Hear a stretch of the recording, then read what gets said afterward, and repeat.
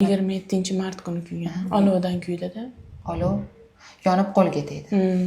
Qo'lingiz bilan yuzingizni bekitgansiz. Yuzni yopganimda shu qo'llarim ikkita usti qismi, faqat usti qismi kuydi. Bunda davolanib yotib chiqdingizmi? Yotdim.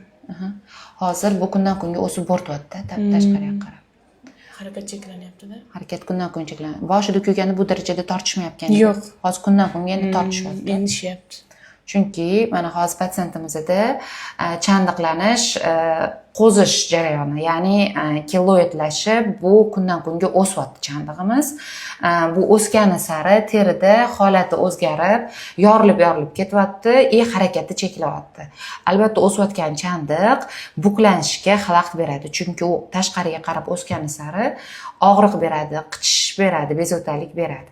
Bunaqa holatda hech qanaqa operatsiya o'tkazib bo'lmaydi. Bizga birinchi o'rinda chandiqlanish jarayonini ozgina bo'lsa ham to'xtatib qolishimiz kerak.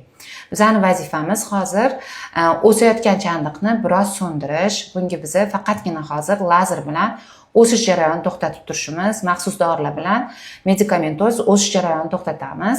Xudo xolasa to'xtatish darajasiga kelganimizdan keyin ranglarni ozgina o'zimiz xohlagandek darajaga keltirganimizdan keyin keyingi etaplar plastika qilib terini o'z holatiga keltirishimiz mumkin bo'ladi. Qachon agressiya, ya'ni qo'zish paytiga keladi, organizmda bu immun holat, ya'ni bu jarayonni organizm bitqizmoqchi bo'ladi, ya'ni biriktiruvchi to'qima paydo bo'ladi.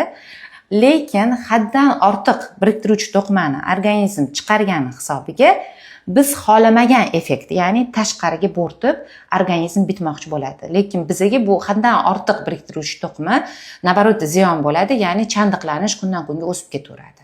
Bu holatda bizni remissiyaga tushirishimiz, ya'ni uxlatish fazasiga keltirishimiz uchun maxsus lazerlar, fizioterapiyalar, ya'ni maxsus o'zini chandiqga ta'sir qiluvchi lazerlari bor.